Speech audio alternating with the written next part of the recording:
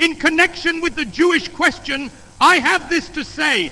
It is a shameful spectacle to see how the whole democratic world is oozing sympathy for the poor, tormented Jewish people. Hey, how you doing? What you doing? Nothing. What are you doing? Yeah. So Jan from Costumes got to us. You know how we wanted to do the 2 pilgrim hats? Yeah, I remember. So apparently we didn't have it in the budget to get 2 pilgrim hats, but we did have it in the budget to make it out of construction paper. But the problem was they made one pilgrim hat out of construction paper, and then they also made a bonnet. So, why didn't they just make another one out of construction paper? Don't ask questions, Parker. Yeah, Donnie. Don't ask questions. Right. So anyways, we have to figure out how to do who's going to wear what, and I don't know how to do that. Slur off! I'll beat the cowboy hats! Oh, okay, Donnie.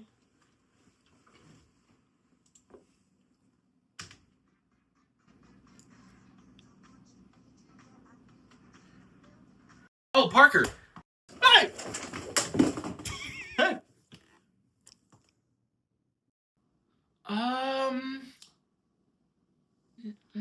Never mind. A few moments later.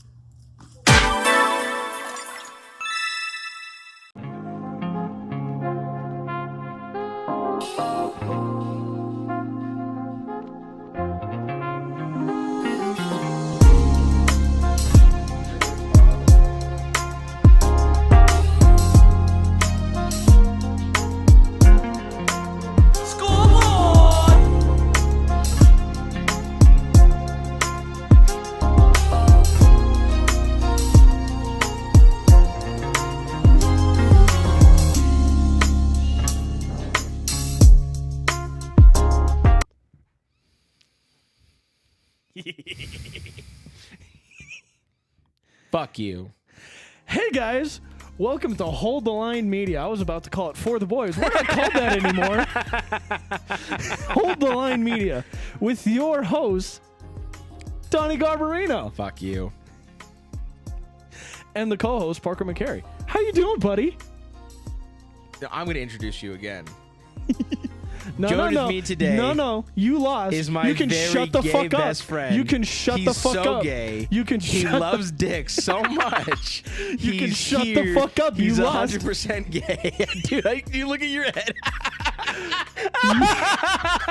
You lost, remember? Fair you enough. lost. Fair enough. You don't get to say shit. You lost. No. I'm so mad about that. I'm so mad about that. It's hilarious. I'm so glad I won. Welcome to the Thanksgiving episode. Happy Thanksgiving, everyone. As you can see, we are dressed in our most conservative looking... Oh, I feel like I got a butt button on my shirt. Hold on. I'm such a fucking liberal. What a fat... and, well...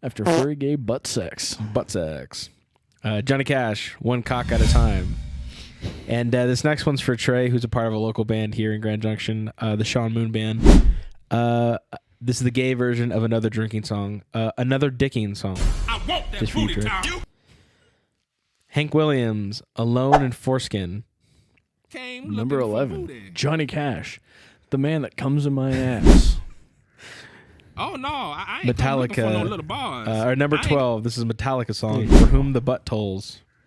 Now And we number can do this 13, the Hannah easy way, or Montana, we The can do it Best the of Both hard way. Worlds. Which The seems choice is a yours. little on the nose. On the nose? On the nose? But On I the have nose? I have a story that goes with this song. Do tell, Donnie. You tell the story. You already heard the story. But Yeah, I it's funny. did. Do tell when the I was story again, Donnie. When I was in band, for some reason, like, I don't think instructors realize that all of us are minors. So I heard way too many sex stories for my own good. Our color guard instructor was gay, as most are.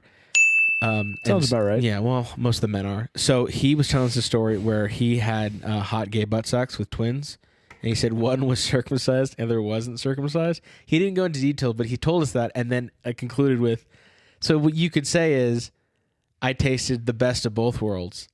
And I just went, all right, I'm done. I didn't need to know that. And that has been this week's top 10-ish list. Top 10-ish list. Oh yeah. History with the boys. All right. And then we're going along with this theme of hanging out for Thanksgiving. I always find, Parker, that around Thanksgiving time, I always find a way to talk someone's ear off about history or what I've been learning recently. Oh, So this is a new segment on the show we're going to do called History with the Boys. Stinger. The only thing we have to fear is fear itself. Ask what you can do for your country. I'm with you, the American people. So recently, okay, don't fucking start that. I said this on the show before, so I'll be really quick. Eilish made me watch K-pop Demon Hunters, and then I started watching more K-dramas, and I was like, wow, I really don't know a lot about Korea, specifically the Korean War. So I went and got an audiobook because who the fuck has time to sit and read anymore? But I still want to like listen in here and read some stuff, you know. But okay, Parker. And so I got a book called This Kind of War by T.R. Fehrenbach. But before that, I got a book called The Korean War: A History by Bruce Cummings. It is the shittiest history book I have ever read. It's very misleading. Like, how so? So you think you're just like, oh, cool, this guy's going to document, you know, oh, yes, on this day this happened, on that day this happened. This book should have been called A Liberal's Commentary on the Korean War. The whole premise of the book is, are you ready for this? Are you ready for this? Communism good, capitalism bad. That's honestly the crux. And usually I'm like, cool, I like to listen to like different like opinions. Not that difference of opinion, that's just gay. So then that's when I went and found T.R. Fehrenbach's book, This Kind of War. But I thought we'd talk about it because it's actually really interesting how like a lot of that stuff, going back even like before the Civil War, kind of like what? I hated that. Yeah, it was very terrible. Because it gives you more of like these perspectives and stuff. I'm like, no, those are important, but it's like you look like Captain Crunch. And it's like it's cool to get those perspectives, but it's like you could tell any time he was talking about someone, he's coming from this like modern leftist perspective. I'm like, just shut the fuck up. So, What a fag. So I thought we'd talk about it because I like history. I don't know, you like history as well, and I like to broaden my horizons and know. Because you think, right? Like I know a lot about the Revolution, the Civil War, both World Wars, Vietnam. But like there's stuff in between, you know, that I don't know about, like the Spanish-American War, the Mexican-American War, Korea, a lot of like the stuff that happened before we were born and then after we were born, like the invasion of Iraq and stuff. So this is a big one. So let me tell you this amazing, I don't know what to call it, Korea. So. Do tell. So it starts this whole thing really starts in 1853 when Commodore Perry arrived in Japan. And both Korea and Japan had constantly been at war with each other for like centuries. They were very isolated, very isolationist. And what do you call it? You're doing great. I know, I'm trying. Commodore Perry basically said, "Hey, open up so we can knock knock. It's the U.S. Big Daddy's here. Big Daddy's home. Open up so we can trade with you." And Japan's like, "Oh no, Our blockade is perfectly legal. So Commodore Perry's like, "Okay." So he fired. Not like he didn't damage anything, but he just shot their guns. And Tokyo was like, "Oh fuck." Our blockade is illegal. So Japan opens up its doors, and then later, like right after the Civil War, the Meiji Restoration happens, where like the original like emperor's like son eventually goes and retakes the throne, overthrows the shogunate, and basically modernizes Japan. Mm-hmm. So then we're like, okay, well we're chill with China, but this is before China became gay. We're chill with China, like wow, Korea was kind of like in the middle, like it'd be a great place to like maybe be friends with them. So then in 1866, America blamed Korea for the disappearance of the USS General Sherman. And Korea, and then no one really like knew what really happened, but the Korean officials sent a letter saying it was unlawful for America to send their navy into their territorial waters. Sorry. And then in 1871, America again sends an expeditionary force to Korea to officially see what happened to the General Sherman. And they meant no harm. Like, they were like, hey, we just kind of want to, like... We want to know. We just want to know. But also, too, it was like a little intimidation. Just a smidge. Because we were trying to get them to, like, sign like an amity treaty. Like, hey, friendship and amity. Like, yeah. I help you, you help me, you know? I scratch your back, you scratch mine. But the Koreans misinterpreted this. And they didn't like it. So they basically...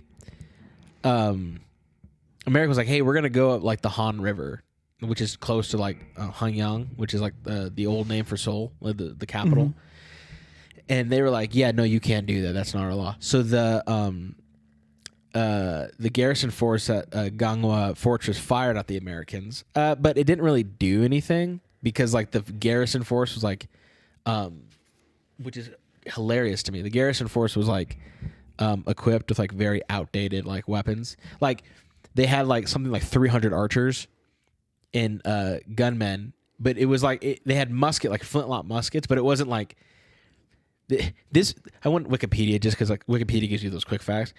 They weren't really flintlock muskets, like where you think of the Revolution, where it's a flint, it hits the pan and creates the thing. It was those old ones where it's like there's a piece of like there's a piece of fuse. So when you pull the trigger, it just pushes the fuse down into the frying pan, not the frying pan, the black powder pan. So like old muskets, like they would call them the gunners would yell fuse, and someone would have to come and light the fuse. Oh, Jesus. And I'm like, so basically, this is how kind of fucked up like this whole battle was, right? So America was just fucking with them. So they had like I think it was like they had 4 or 5 warships, and actually one was called the Colorado. So hey, that's cool. So basically, didn't we have like repeating rifles at that time? Yeah. So this is 1871. So this is a few years after the Civil War. So in the Civil War, we had like the Henry repeating rifle. Yeah. By this time, we had like the early version of like the bolt action rifle, which I think was like, I don't think it was like bolt action in the sense like it was carrying more than one. Because America did this weird thing where instead of like let's mass produce the Henry rifle, like the repeating rifle. Let's mass produce a musket where you still have to put one round in the chamber, but it's like breech loaded, so it's not in the front. Which they were still fast to do because all you had to do was flip it, put another one in, fire, flip it. So it was faster.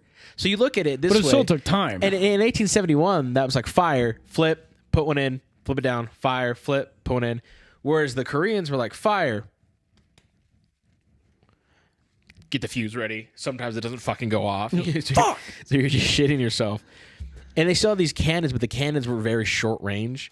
So the Americans, I didn't write his name down, but the American rear admiral, basically was just out of their firing range. He's like, but their cannons are fucking destroying Ganghwa Fortress, like just fucking them up. And so it's funny. There's a K-drama called Mr. Sunshine, and it opens up with this conflict. I forgot to write it what it's called. It'll be an overlay, whatever. But you're sitting there, and they're kind of making it like oh my god, the Koreans are getting all fucked up, and I'm sitting like, should I be sad for the Koreans? I'm like, no. No. The fuck? I can only imagine the Americans standing there and they see archers and they're like, okay. It was. Well, here's the Alright, thing, I too. guess. I guess the glass is over. The Americans asked for an apology when they got shot. They're like, hey, if you just say sorry, we'll, like, move on. Like, you shot at us. What the fuck? And Korea was like, no. And Japan, and America's like, okay. All right. So I we guess. completely fucked them up. There's great photos of it, and you're like, damn. Hey, say sorry. No. All right. But it's funny because this didn't really sway like the Josian government at all. Like America had like some hostages from like when they took over the prison. They're like, hey, make peace with us, or we'll keep these guys kill 'em. prisoner. And Korea was like, you can No. have them. They're cowards. We don't want them. And America's like, Okay. okay. So they just kind of released the prisoners and were like, we're just gonna go. Because I don't think that, because no one really, the whole plan was, it wasn't like in Japan when they're like, we're going to intimidate them in, but it was just like, damn, okay, just fucking, you could do your own citizens like that. So unlike Japan, it didn't really further any results. Until 1882 when Korea signed a treaty of commerce and amity, which made America and Korea friends. America would also give aid if Korea was ever attacked. So that's kind of the first kind of part where we kind of like see like Korea and America like have a relationship. And then they signed some treaties with Japan, which probably wasn't their best move.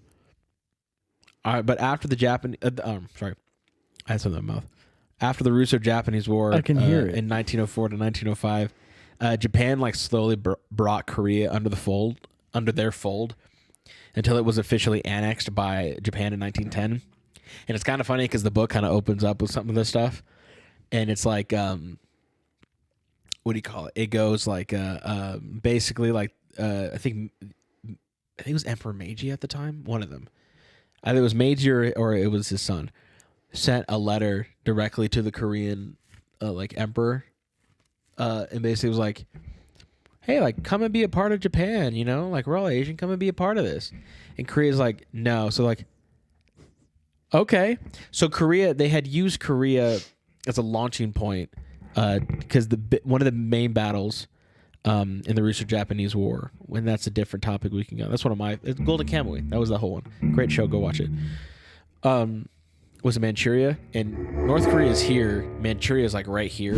So they were going to attack Port Arthur, which is just north of Korea. So they were using Korea as a staging point, which was allowed. They had no problem. Mm-hmm. So the war is ending. They're like, well, we'll just keep a force here, just in case, because they had now had Manchuria. And so when the Koreans said no, the Japanese basically, like, I think it was from Fort Arthur or whatever, it basically launched like a force that like walked into the Korean capital and it was like, what's up? And then so in 1910, Korea officially became a part of Japan. So for like 30-something years, they were brutally under Japan. Japan was not chill with them. Fuck a Korea. World War II happens, obviously. World War II happens, obviously. We finally get... Here comes the sun. So Japan gets destroyed, and Korea is set free again. But, because there was like Red China became communist, and Russia was coming down, and we're kind of meeting in the middle. We kind of drew a line at the 30th parallel for North Korea and South Korea. We're like, hey, stop here. You won't go past this. We won't go past this. Like, okay. So when it was time to reunify the country, Soviet Russia was like, well, let's let them figure it out. That's a very terrible Russian accent. It is. Well, brothers. So the North, Soviet, it was like Soviet-backed Kim Il-sung. Sing. It's Kim Il-sung. Kim Il-sing.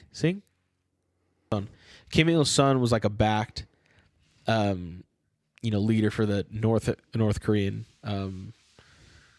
Originally was just the KPA. Government, so communism, and then the South, it became like a proxy war. We always say that throughout history. Right. So the South became like a proxy of, it became like an American war, like a protectorate. We propped up Sigmund Reed in the South, who during like before and during the war was like very anti-Japan, was trying to get like the League of Nations to help, and the League of Nations was like, can't be fucked. Who cares? Nah. And so we kind of saw the writing on the wall. So between like 1945 to like 1950, we had tried helping like. We sent over officers to help train their army and all this stuff because we kind of knew what was going on, and there's no talk for like peace negotiations or reunification. And so like, as a lot of things Americans do, we think we're fine until we're not.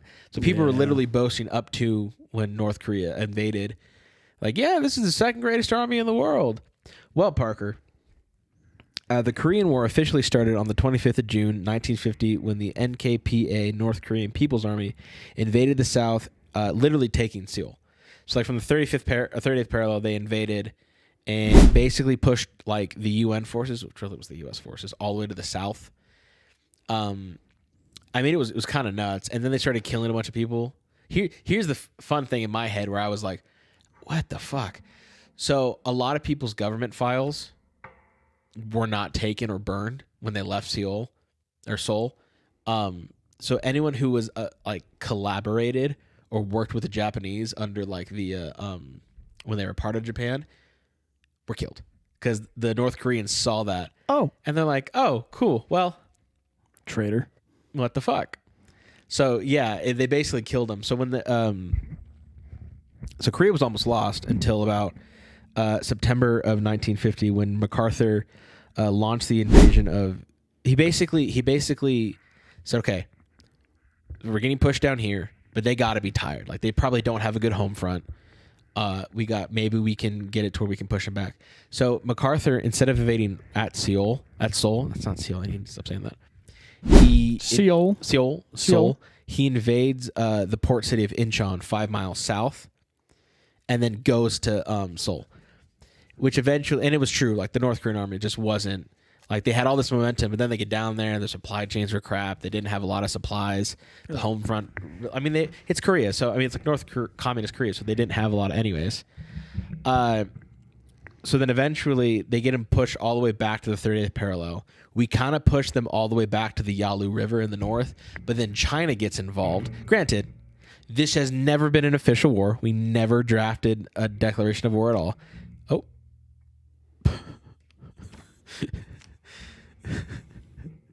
Go on. The best thing money can buy for this Thanksgiving episode. So our budget increased by so much. So then it pushes us back to the 30th parallel. And basically for the next 4 years or 3 years, we just kept doing this. See if I can get the camera. Doing this back and forth.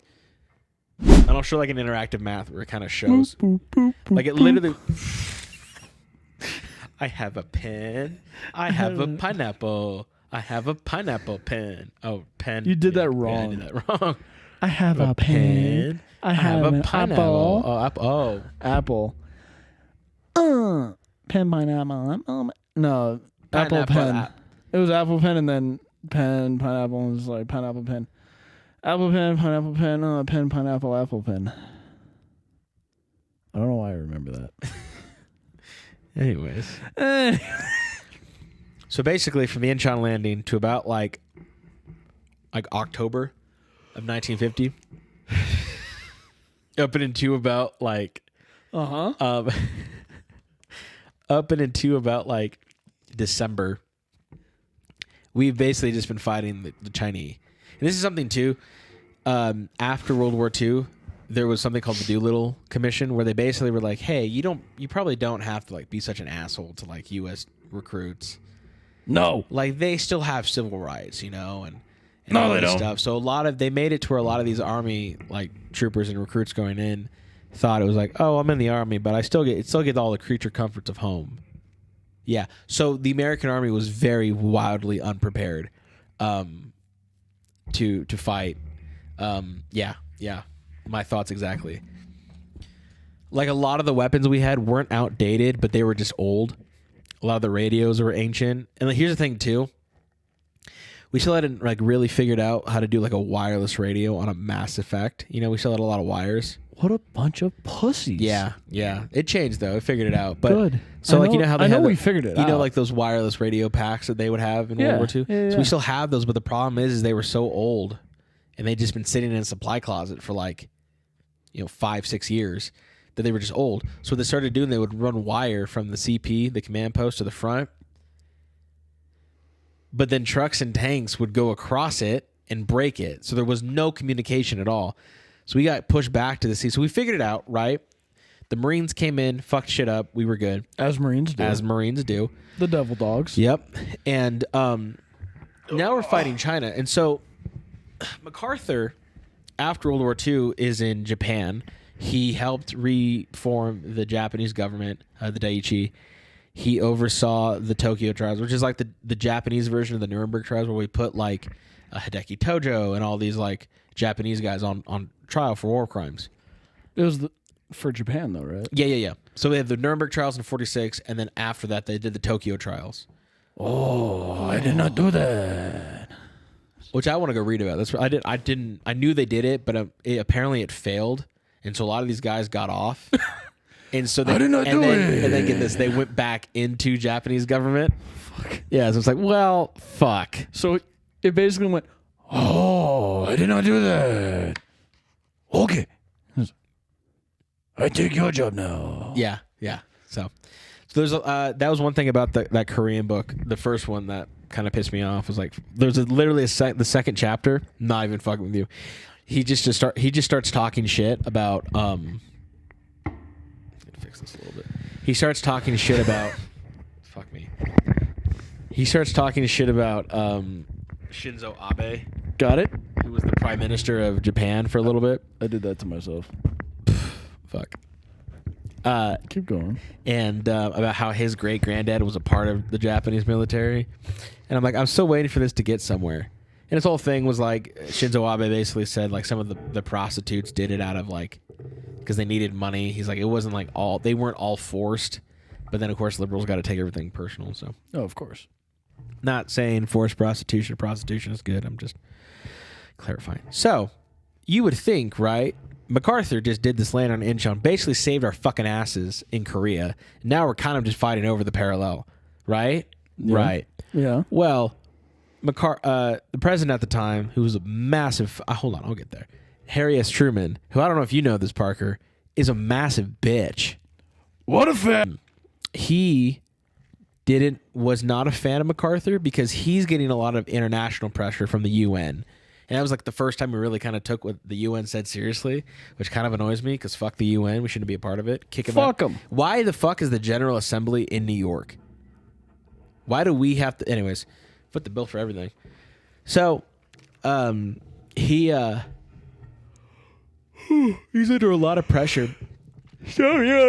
So where this whole thing where MacArthur gets fired starts when he's giving an interview and he's talking about how like we're gonna try everything we can not to start World War III.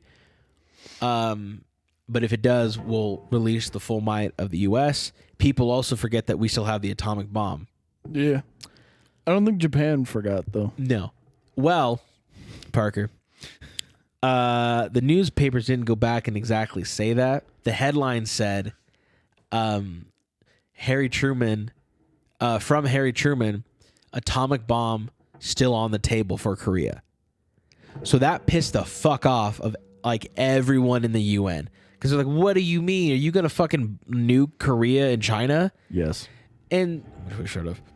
And Harry Truman's like, no, that's not what I'm saying. But then MacArthur's like, hey, we're fighting Korea. Can I like blockade their ports and bomb their cities like we did with Japan so they can stop fucking us up? No. Because they had said, hey, you can't go past the Yalu if you're going to do this. You can push them all the way to the Yalu, but you can't go past the Yalu, which is like the extreme north of North Korea. So we're fighting, we're getting fucked up. Chinese army is fucking us up, the CCP, whatever. So we, what do you call it? So MacArthur's like, well, fuck, dude, I'm telling you. He's like, so he's requesting more troops. They're not sending it. He's like requesting more like bombs, but they're not really requesting it. All this shit, right? Well, the Republican party leader, the majority party leader, minority, whatever, in Congress, I think it was Senate, sends a letter to MacArthur being like, "Hey, what do you think we should be doing in the war?" MacArthur writes back, Bomb them. Well, yeah. He says, with respect to the commander-in-chief. Send the nukes. With the respect to the commander-in-chief, I think we honestly need to go to war. Like, we're at war. It's an undeclared war. We just need to fuck shit up. Because MacArthur comes from that old school where, like, if we're going to go into war, we got to commit. We're going to either fuck shit up or we're not going to fuck shit up. Balls to the wall. Fuck them up. MacArthur was in the First World War, and then he kicked ass in the Second World War, and he got it done, you know? Yeah. So this Republican reads that to Congress on the Senate floor. Like word for word, or like word. It's like, I got this Okay. letter. This is what it says. This is what we should be doing. Harry S. Truman's a bitch. Is not doing it. They used it for a political game, but at the same time, it's a government official asking the general what he should do. But Harry S. Truman didn't see it that way. He saw it as like insubordination. Sweet, nice. He calls in his cabinet plus I can't remember what his position was, but Omar Bradley, who served with Patton, and I thought Omar Bradley was a homie until this. Basically, Harry S. Truman was like, "So I'm going to fire MacArthur," and I was like, "Yeah, sure, yeah, that's a great plan."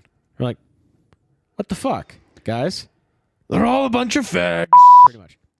So, but here's the kicker, right? Instead of just sending a communique directly to MacArthur, being like, "Hey, you're fired," Harry S. Truman is a bitch and first sends it to the diplomat. So MacArthur's in Tokyo, overseeing the war and the Tokyo government.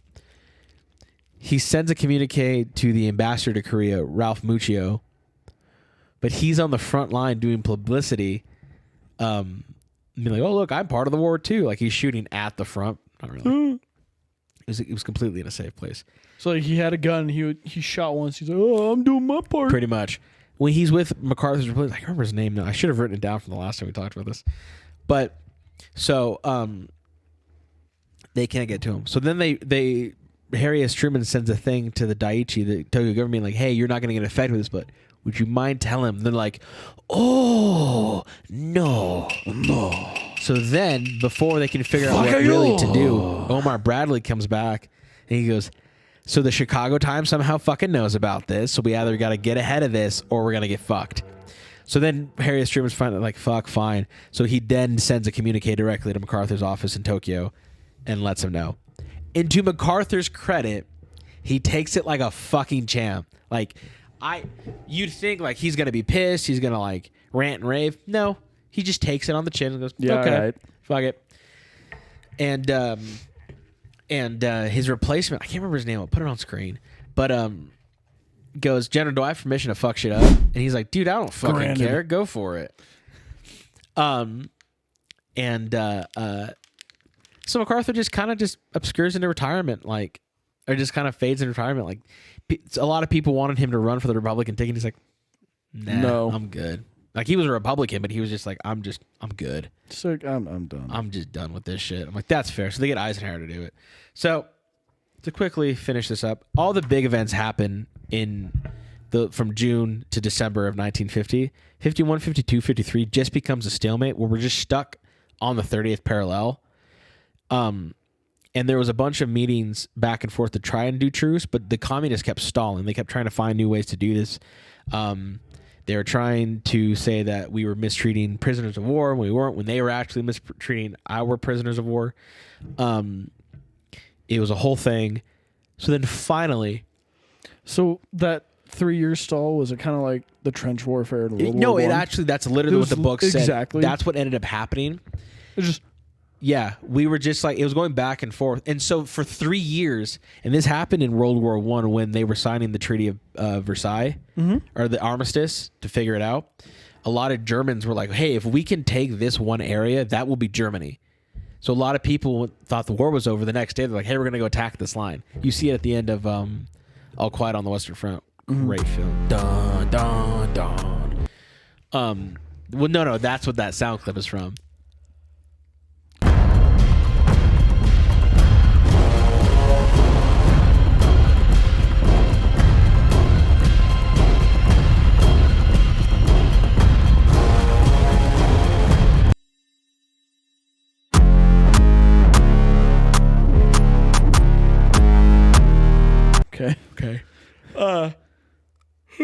So, so there were like hills and villages and valleys would be like taken back and forth for 3 years because China's trying to get as much like space as they can for the North Korean army or the people, whatever. So finally in 1953, so in kind of 1952, Harry S. Truman's successor loses and Eisenhower becomes president. Mm-hmm. And he's basically like, fucking end it. I'm not fucking doing this. So they finally, I can't remember exactly what the reason was, but basically China tried doing had an offensive and it failed. And so it brought them back to the table. I can't fucking remember what was the reason. Oh, I remember. The biggest contention why they wouldn't come and figure shit out was because there was a lot of POWs in the camps from China and North Korea who were like, hey, we don't want to go back. Like, fuck communism. I don't want to live in that. And they're like, no, we want all of them. They need to be repatriotized. Patriotized. And we're just like, well, if they don't want to go, they don't want to go. So then China and North Korea launched this propaganda war. Like, look, they're mistreating it. And there was like riots and stuff. And secret agents would go in and start riots in the prisons and whatever. Yeah, it's a whole thing. So then, as they were like, yeah, communism sucks. I'm okay. Yeah. So then finally, an Indian dude, can't remember his name, who cares? Ring ding ding ding. Basically says like, hey, well, what if you like allowed like a neutral party to oversee the repatriation? So it's like, it's not just one side or the other. And they're like, no, we're not going to do that. But so then something happens where, I think it was something in the prisons, or we took something or whatever. Basically, like made them realize, like, I remember, Joseph Stalin died.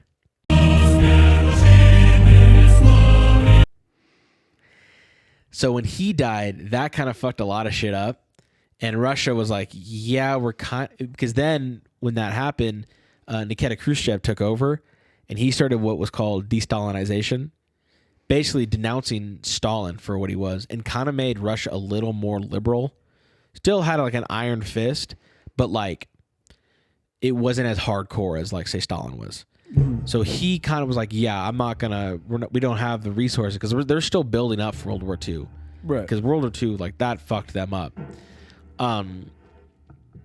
He's like, we don't have the resources for this. And I know China doesn't either. So that was kind of one of the reasons. I'm sure there's other reasons. I can't remember. But so finally they come back to the table like, yeah, sure, we can do that. So finally on, I didn't write it down. Great. Good. 1953. Good job, Donnie. Yeah. In 1953, an armistice was signed. The war's over. And what's cool is, not real cool, but if it's interesting when you look at like, where like the border line was drawn, it's not this straight line like the 30th parallel is. It kind of jigs and jags, and there's these weird bulges in places because that's where like the Americans would push or the Chinese would push. Like a big bulge, huh? Mm-hmm. We're and immature. So the line here, both sides went back about 2 kilometers. So there's just like this 4 kilometer like. I don't understand the metric system. I don't either, and I didn't look up the conversion. Basically, I understand freedoms per cheeseburger. Let's say it's like 4 miles. So there's like 4 miles between it where like there's just nothing in there. And so this line got bombed to fuck. But over the years, obviously, it's like grown back. So it's become this like the most like heavily armed like nature sanctuary. And like 30 miles from like Seoul, there's like a place where they could come and meet on the border. Which is where Trump met Kim Jong-un. And called him fat. Pretty much. In a language he didn't understand. But yeah, so the Korean War, and technically it's not ended. Technically it's still going. It's just an armistice. But it's really interesting because South Korea has kind of still stayed like a little ward. Like it's still ours. It's not like officially a U.S. place, but it's like we protect them. Yeah. And so that comes into something recently where Trump was saying like we're going to remove like 2,000 something troops from the demilitarized zone. And South Korea was like, no, don't do that. Please don't. But then in my perspective on that after reading this book is like you guys have had like 70 years to figure this out. When we left, when the war ended, they had a better fighting force than they did at the beginning. Because at the beginning they were fucking useless. Like they were just not. They could not be trusted. Like their lines would break every single time. Did they look down the barrel of their gun to see if it was jammed? No, they just try to like pull the trigger and see. Oh, does this work? No, they weren't retarded. They just okay. They wouldn't stand and fight. They would just run. Cowards. Yeah, pretty much. Pussies. So by the time we left, it was a better fighting force. But so I'm like, okay, that makes sense. So like that was like, oh, cool. I have kind of a more perspective when I see these news articles and stuff about like when Trump went over there and like kind of made a better like Korea treaty, you know. And Korea is actually pretty cool. They've had their ups and downs. Mm-hmm. Like when we went over there, they were not a modernized country by any means. Isn't it pretty modern now? Yeah, now it is. But like in 1953, the only modern places were like the big cities like Seoul, Busan, right. like places like that. But when you went into like places like a more rural, the rural area? countryside, they would call them stinking rice paddies. A lot of people living in squalor. It was pretty bad. It's modernized over the years, but I think for a second there, if I got it wrong, I thought I heard of this. There was like they basically had like a dictatorship for a little bit in the 80s, and then that eventually got overthrown. Something like that. I don't remember. I'll put it up on screen. But hey Don, are you yawning because you worked today? A little bit. What a little bitch. But yeah, so I mean, really interesting. It was a really good book. Like better than that first one. And I now know more about the Korean War than I did like 2 months ago. So yeah, over this Thanksgiving break, I'm gonna learn a lot more than I ever wanted to about FDR. But okay, but so this is interesting, right? You're gonna learn about FDR. I started a book because I'm a barber. I don't know if you guys know this, but I cut hair. I cut Parker's hair. Yeah. Here's a picture of me cutting his hair. We have that in our intro. When I had long hair and like a really scraggly beard. Oh yeah, I forgot about that. Yeah, it was the day where you braided my hair and then you... Oh, word? Oh, word? But so so sometimes I'll get clients who just don't want to talk. Totally fine with that. Like, thank God. I'm like, thank Christ. So I'll put an audiobook in because it's better than just me sitting there with my thoughts. You know, and then I overthink things. I'm cutting hair and I'm like, you're like, man, this sucks. If I'm stressed about money, you know, or something happened or there's some drama, and then I'm like, I just have to sit there and fucking go with this. Like when Charlie Kirk died, it was really hard because my mind just was going and going and going. I know not everyone wanted to talk about that, so I was quiet. But this way I'm learning while I'm cutting hair, so I'm not just sitting there. And some people just don't like to talk, and I'm okay with that. Oh, okay. So I was like, okay, what do I want to learn next? So I can read a book on the Incheon landing, which, you know, because it was an overview, so it didn't cover like deeply about everything. I'm like, yeah, but I just finished a book on Korea. I kind of want to read a book about Teddy Roosevelt because I meant to say it in here, but I didn't. The Russo-Japanese War was mainly in part ended by Teddy Roosevelt, who was president of the United States at the time. And he was the first American in 1906 to get the Nobel Peace Prize for his effort to end the war. Like, he oversaw the negotiations of Portsmouth. And he's just an interesting figure. So I was like, I really want to learn about it. So started reading it. I completely forgot he's cousins with FDR. Yeah. So I feel so sorry for Teddy Roosevelt. yeah, so you'll have to do your research, and then we'll have to kind of compare notes because Teddy Roosevelt was in the played by Robin Williams, but Night at the Museum, right? yeah. Yeah, okay. I was thinking of the right person. Right? And I wonder if there's like an actual movie about the biography of his life. I'm sure there is. I'm sure there is, but I bet you it's not like a super mainstream movie. I bet you it's like something like the 80s or the 90s, but yeah. Korean War, really interesting. A lot of the things you see happening here, we end up doing the same fucking shit in Vietnam. But then it's interesting, you see Eisenhower's, like why he ended it was he warned later after his presidency was over in 1960, where he's like warning against the industrial military complex or the military industrial complex. So then when Kennedy came in, he saw what happened in Korea because I think he was in Congress at the time, and he was like, yeah, we're not doing that shit. And so he's like trying to keep us out of Vietnam as much as he can. Well, then when he dies, we go straight into Vietnam and the same fucking shit happens. But it's more like, there was a lot more like you couldn't pass this line and this line. Whereas in Korea, we were trying to push them back across the Yalu, but we could not attack China on their own land. We could not cross the Yalu, which is fucking ridiculous. But they're attacking us. It got more like that. Like you couldn't go into Laos, even though the Viet Cong was going through Laos. We couldn't cross the border between South and North. It was a whole thing. So you're trying to fight a war of containment instead of war of extermination. Not extermination, a war, like just a war. Yeah. And that was the problem. So we've never fought a war again like in World War II where like we're just going in there to fuck shit up. Because even during Kuwait, we were the same way. Where it's like we got them out of Kuwait, and then a few years later, we invaded Iraq. And we invaded Iraq a second time, got it done, but there were still like sanctions and shit. So it's like, just couldn't win. Can we go back to when we actually fight war? We just exterminate them. I wish. It would make war a lot easier. Yeah.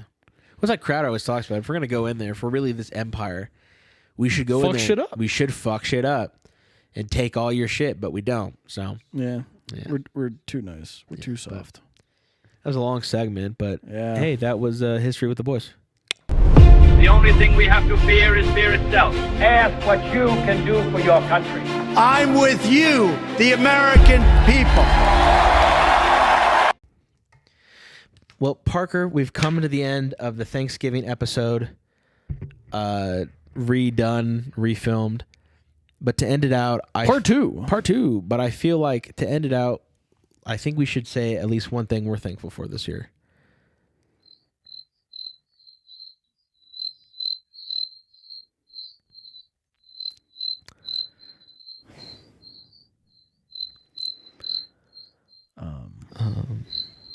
No, I'm kidding. I can say I'm thankful for my family for sure. I was going to say something really dark. Do it. Do it. Do it. The gun misfired when it was on my head.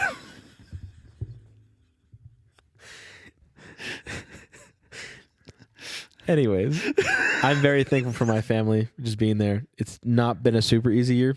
I left a really crappy job, then went to another crappy job, and then finally left that crappy job. And my wife is just stuck next to me, and so I'm really thankful for my wife and my family. I'm thankful for you, my friend. Oh, Like, it's not. I love being able to do this every week and get some thoughts down, and especially since we kind of committed to doing it every week, or even just when we hang out. We need to hang out more outside of this, but we do.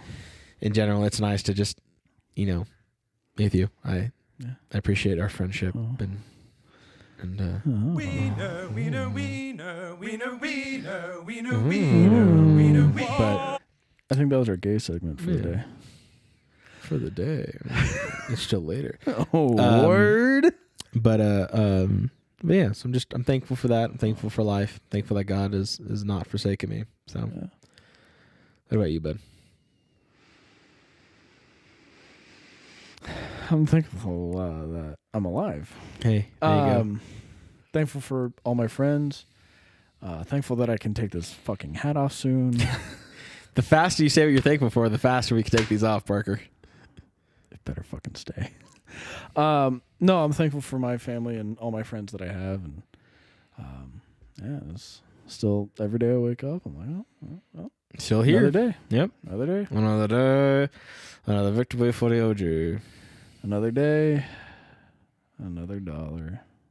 Well, Yeah. Thanks for watching. We hope you enjoyed this. Happy Thanksgiving. Question for you for this question of the day, question of the week, whatever. What are you thankful for? Put it in the comments below. We appreciate it. Parker, say your like, comment, subscribe thing. No. You notice how I said the thing? Just Yeah. Yeah, I know. Like, comment, and subscribe if you're feeling me. Yeah, subscribe. Let us know. If you hate this show, just let us know. I don't know. Type it in the comments. Help the algorithm, Yeah, help it please. out. Hey, we got 26 subscribers. We're getting up there. That's a big one. Yeah. 4 more. We're at 30, more, baby. 4 more. I'm hoping to get 30 by the end of the year. All right, so that's All right, only 4 more emails, right? So if you make 2 fake emails, do you have a school email? Maybe you can I subscribe. do have a school email. Ooh. if I make 2 more. So, hey, we appreciate you guys watching. How many emails do you think we can make in a day? A lot. Happy Thanksgiving, everyone. We will see you next time. Oh, before we go, we are taking kind of a break. And no one ever gets to this point, but I'm going to say it anyways. We are taking a bit of a break between December and January, just to kind of like a little holidays with our family, just kind of get ready. We got some big stuff we're going to do next year we're really excited about. So, yeah. If you made it this far, type base in the comments. And tell us what you're thankful for. So, yeah, that too. Yeah. Thank you guys for watching. We'll see you on the next one. This has been Donnie and Parker for Hold the Line. Bye.